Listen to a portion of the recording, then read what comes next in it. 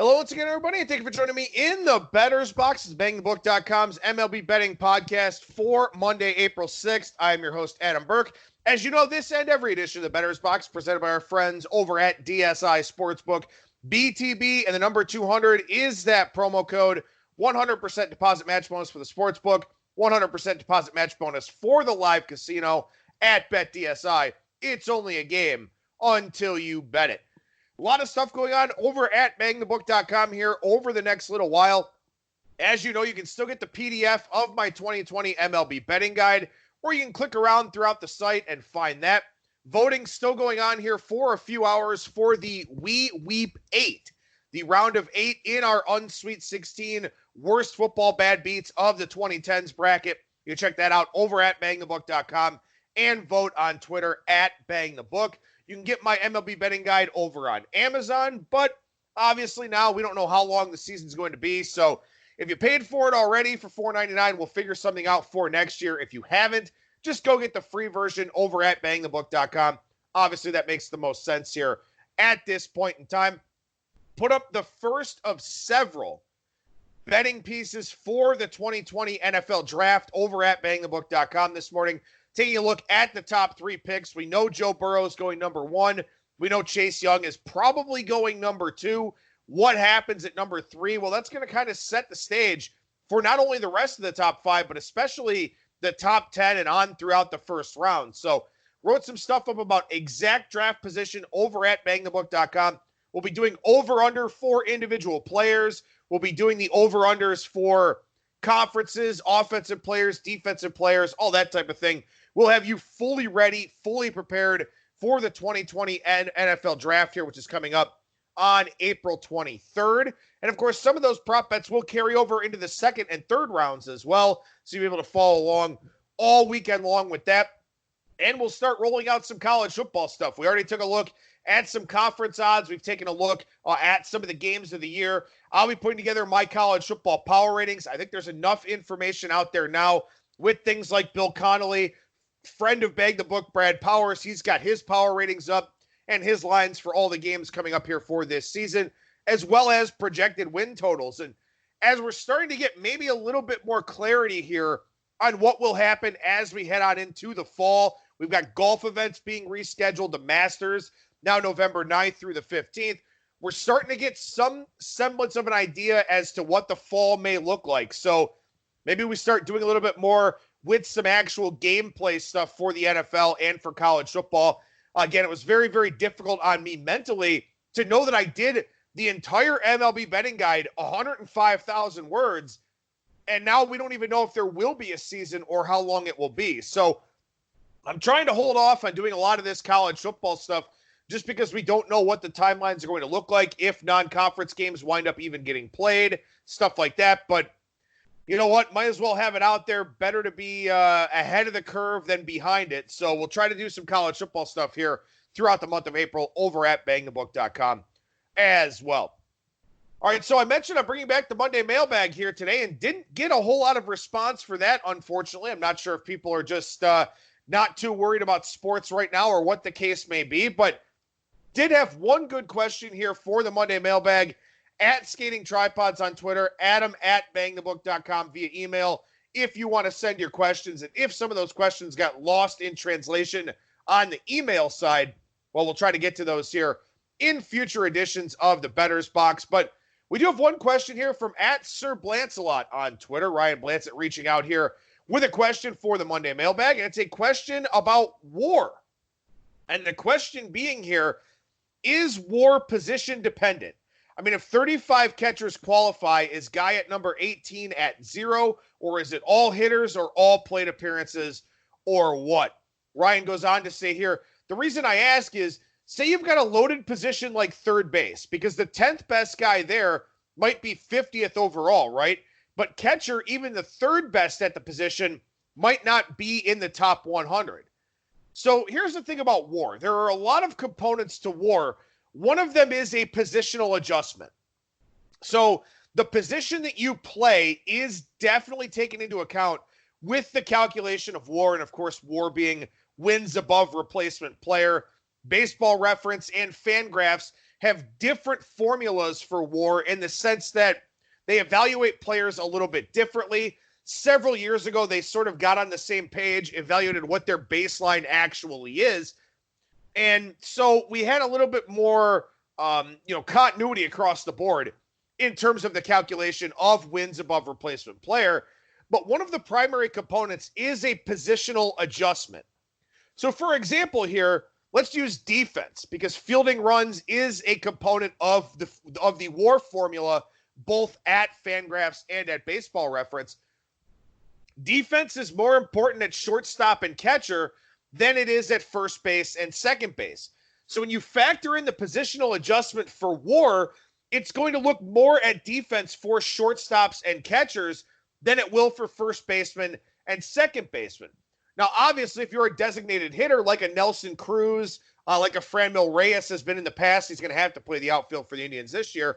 But if you're primarily a DH, you do get a negative positional adjustment because you don't play a position. You accumulate negative fielding runs.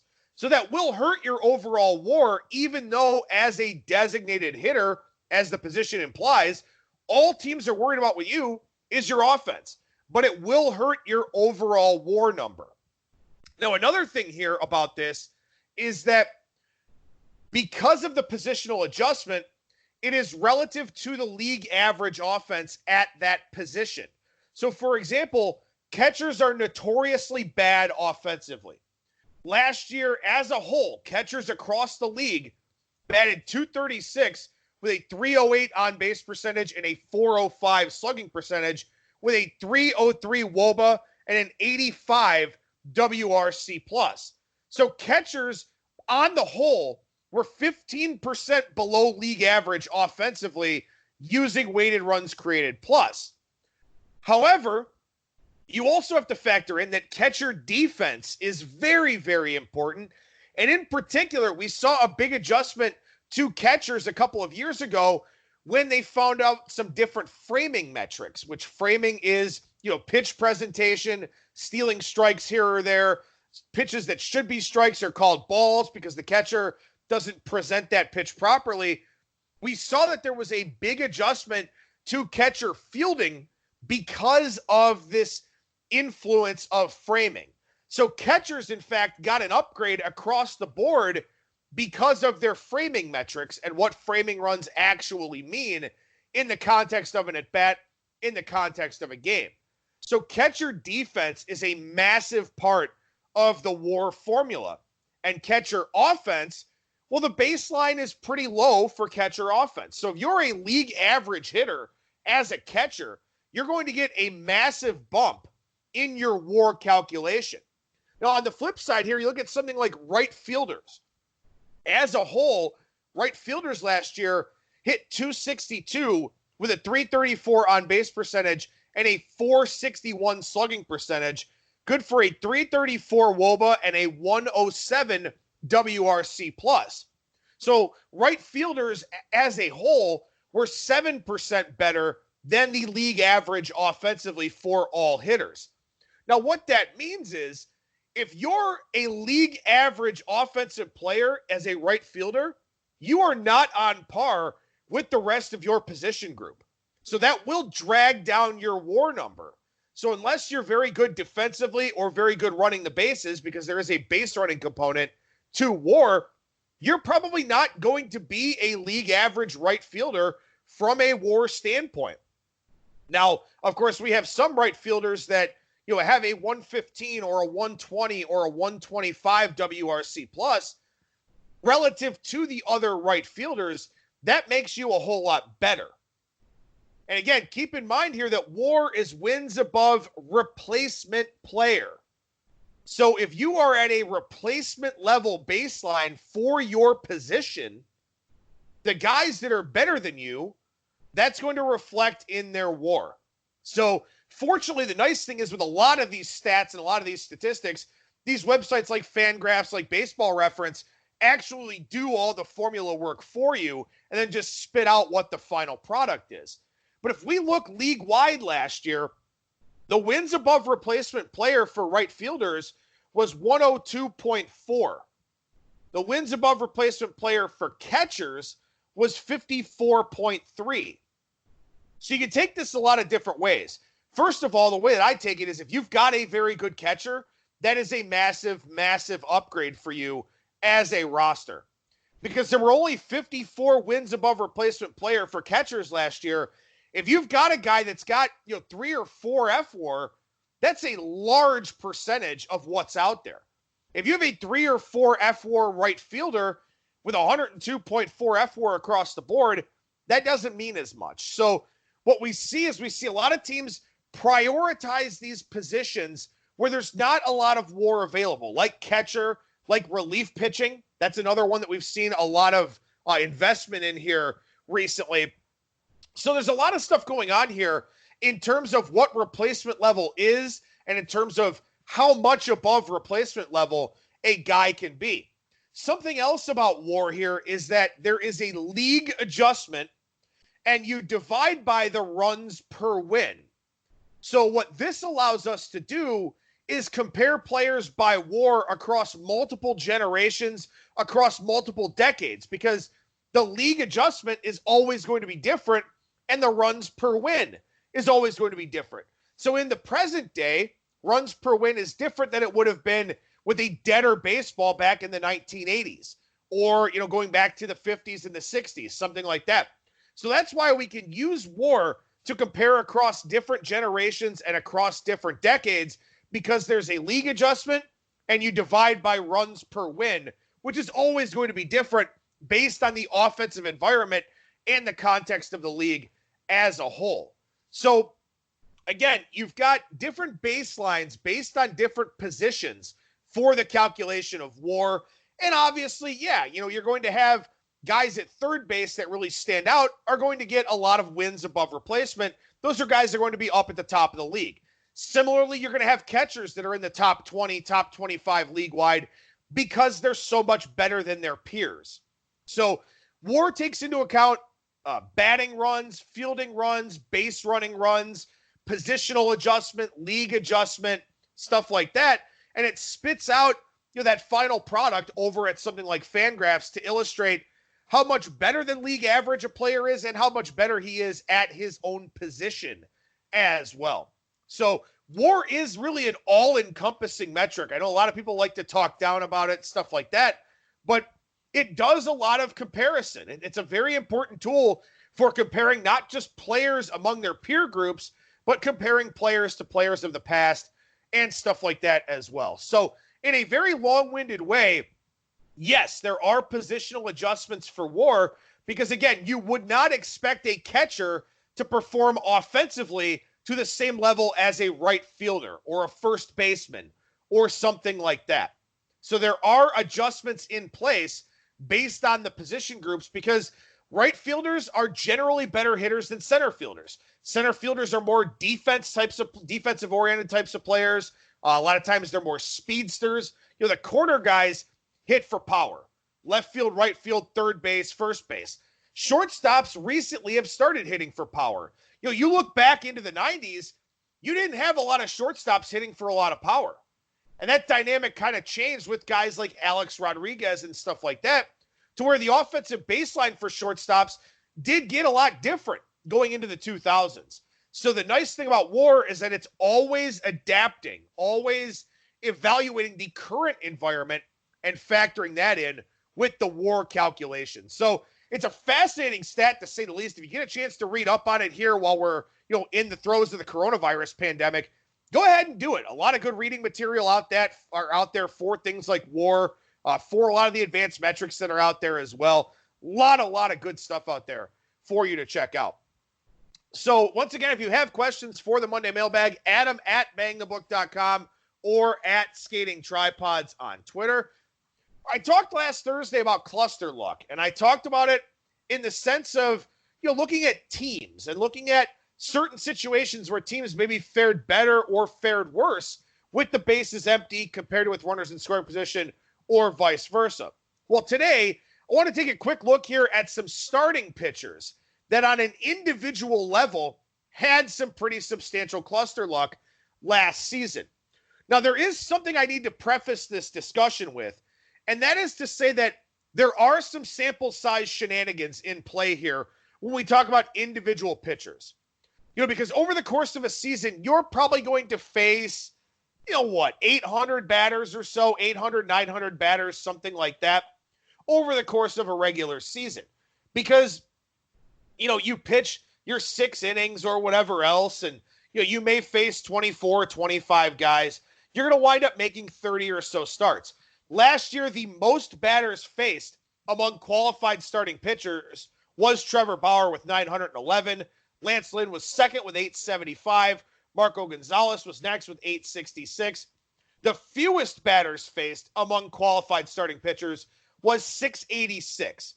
So by and large, you're going to face 700 to 850 batters, give or take, over the course of a regular season if you're a starting pitcher. Now, when we talk about looking at cluster luck specifically, you're going to get a lot of guys that have, 350 to 450 total batters faced with the bases empty, and maybe 175 to 200, something like that, with runners in scoring position. So we're not talking about really large sample size here. Certainly not what we're talking about with regards to teams. You're looking at overall teams and how they do with the bases empty, with runners in scoring position, stuff like that. So there are some sample size things to keep in mind here that can be a little bit misleading, but at the same time, still things that you want to look for regression to the mean, whether it's positive or negative, because the greater the outlier, the more likely that is to come back towards the mean. Even when you factor in sample size, if it's that big of an outlier, even with a similar sample size the next year, it should come back closer to the mean. So we'll look at qualified starting pitchers first, which means enough innings to qualify for the ERA title. And remember, last year, the average WOBA with the bases empty was 314. The average WOBA with runners in scoring position was 327. So again, 314 with the bases empty, 327 with runners in scoring position. And again, like I said, most of these starting pitchers going to fall between 350 and 450 batters faced with the bases empty. And the highest was 213 batters faced with runners in the scoring position. Most guys going to be in the 165, 175, 180 type of range in that department. But as we look at some of these pitchers here, some interesting names to say the least on this list here. Rick Porcello had a 317 WOBA against with the bases empty and a 403 WOBA against with runners in scoring position. So that's a massive, massive gap. Porcello had the highest WOBA against with runners in scoring position last season by a pretty decent margin, no less. I'm slowly buying some stock in Rick Porcello as we go along here. As I mentioned in previous episodes, he had a very low left on base percentage last year, really hurt his ERA. His strikeout rate went down a little bit. That didn't help matters. But Porcello was a guy that got very unlucky last year. A lot of cluster luck scenarios popping up here for Rick Porcello, which is probably one of the reasons why the Mets took a stab with him, went out there and got him. Obviously, they won't have Noah Syndergaard for however much of the season winds up getting played here. But Porcello is a guy that maybe won't be as bad as he was last season and could improve by a decent amount, quite frankly. So Porcello here with the 317 WOBA with the bases empty, 403 with runners in scoring position. A guy that you want to look for some positive regression from for this upcoming season. How about Kyle Gibson, formerly of the Minnesota Twins, now of the Texas Rangers? A 312 WOBA with the bases empty, so right there in line with that league average, but a 389 WOBA against with runners in scoring position.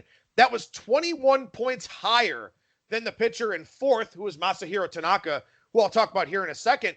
But Kyle Gibson, a guy that performed up to league expectation with the bases empty, but got very unlucky in those cluster luck situations with runners in scoring position. So he is a guy that I would look to buy a little bit low on here for this upcoming season as well. Masahiro Tanaka, a 300 WOBA with the bases empty above league average, but a 368 WOBA against with runners in scoring position. So that's a guy that got unlucky. And also, too, we know Tanaka's a guy with some home run issues. And a lot of these guys are going to have these home run issues with runners in scoring position. And that was something that plagued Tanaka a little bit last year. So he had a 368 WOBA against with runners in scoring position. Again, a 68-point difference. And that's what I'm talking about, and that's what I'm looking for. When you look at league average, 314 with the bases empty, 327 with runners in scoring position, a gap is to be expected. And the league average gap was 13 points in this split. With a guy like Tanaka, you're talking about a 68-point gap. With a guy like Gibson, you're talking about a 77-point gap.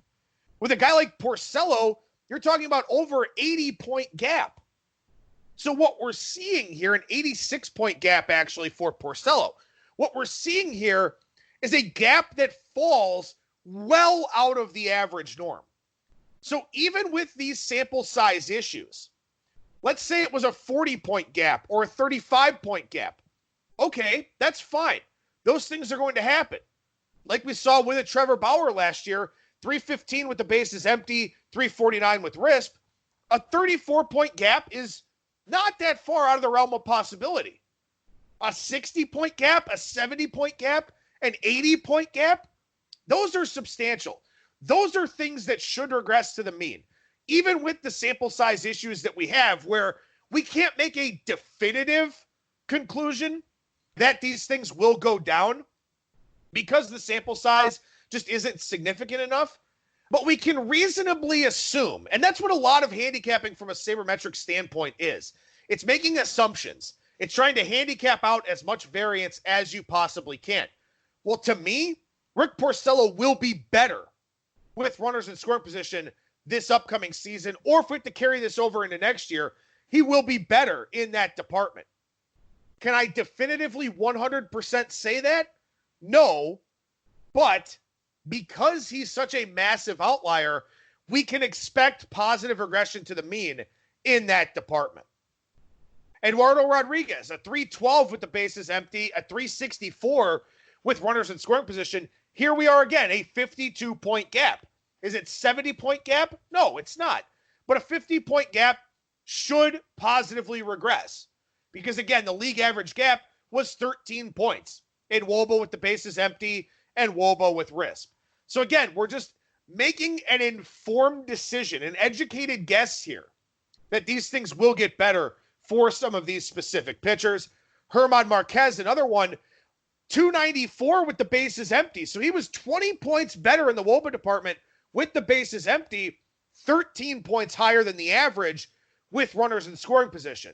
So Marquez is a guy that maybe does better with runners in scoring position, but we could also see him regress negatively with the bases empty. So that's one where, to me, it probably cancels out a little bit. But guys like Porcello, Tanaka, Gibson, Eduardo Rodriguez, I would expect them to fare better in these runners in scoring position situations for the upcoming season. Now, what about the flip side here? Guys that had a higher WOBA with the bases empty as opposed to with runners in scoring position. And again, looking at the significant outliers here, how about Yusei Kikuchi of the Seattle Mariners? A 381 WOBA against with the bases empty, a 316 WOBA against with runners in scoring position. So Kikuchi is a guy, to me, that should get better with the bases empty, but regress with runners in scoring position. So that's probably going to cancel out. And really, when you think about it, you'd rather see the cancellation the other way. You would rather see a guy, probably struggle a little bit more with the bases empty, but do better with RISP. It's the opposite for Kikuchi, who already had an ERA of about 6 last year. So, yeah, he could do better with the bases empty, but I would expect him to do worse with runners in scoring position. So that's a problem area for me, where maybe he won't be as bad as last year, but he very well could be. Similarly, a guy like Tanner Roark, a 367 WOBA against with the bases empty, a 305 WOBA against with runners in scoring position. So another guy I would expect to do better with the bases empty, but worse with runners in scoring position. Jake Junis is another one. 359 empty, 311 with RISP. Dylan Bundy, 351 empty, 267 with runners in scoring position. So Bundy is a guy that, if he continues to have success with runners in scoring position, could be a very, very good pitcher for the Angels this season and on into next year as well. But if that regresses and he doesn't improve with the bases empty, that's when you get a really big problem area. So again, sample sizes are playing a role in this. There's some obvious variance here because guys like Kikuchi and Junis just aren't very good, but they wound up doing well with runners in scoring position, and that can happen over a small sample size. So that's why this is not gospel. This is not guaranteed. But again, we're looking for spots where we can infer improvement, where we can expect improvement, or where we can expect a decrease and a drop-off. And again, that's what I want to try to do here in the lead up to the season is give us this list of pitchers that we can look to go on or against if the price is right once games actually start getting played. So we've had a lot of those different guys we've talked about. And quite frankly, a lot of the same names keep coming up. Guys like Junis, like Porcello, like Eduardo Rodriguez, like Marquez. A lot of these guys keep coming up, and that's not a coincidence. That's not a coincidence at all. And I'm not planning for it. It's just the way that the statistics bared out last year. And that's something that we can use to our advantage here going into this shortened season or going into the 2021 season. Finally, a couple others here, and these are significant sample size concerns because Ryan Yarbrough was a guy that kind of worked as a bulk reliever, then was a full-time starter later in the year, and Mike Fultonevich was hurt most of the year. But Yarbrough last year, a 223 WOBA against with the bases empty, a 424 WOBA against with runners in scoring position. Now, that's with only 99 batters faced. That's still a very, very high number, to say the least.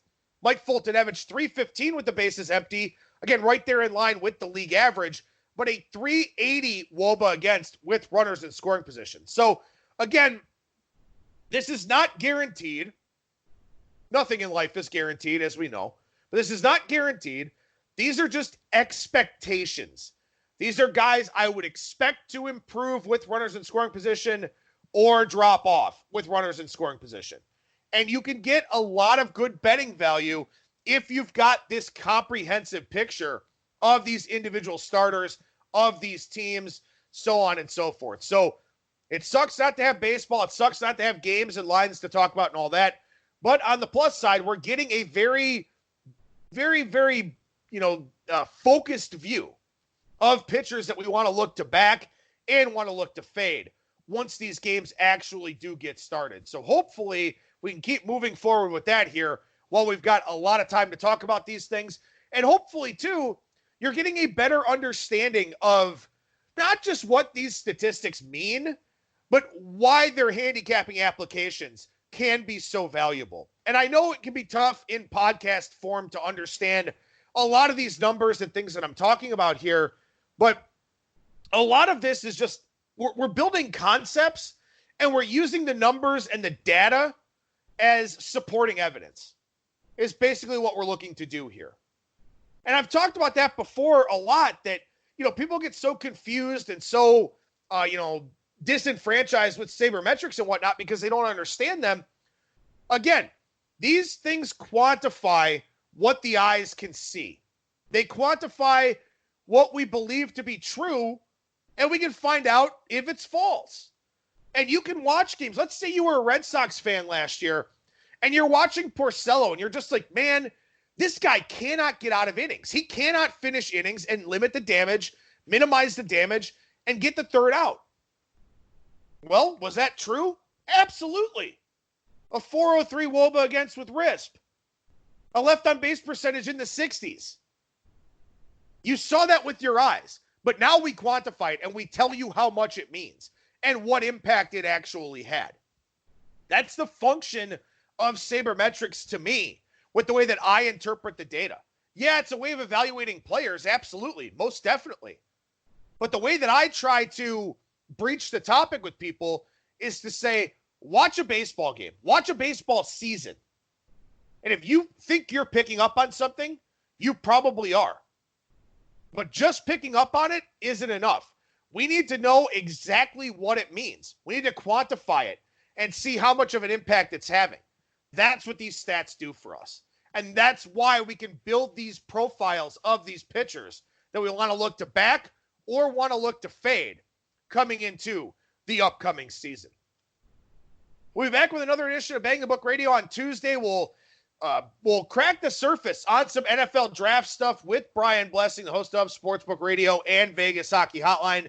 Thursday, we'll have another edition of the Bettor's Box. We'll get Brad Powers on the show to talk some college football soon.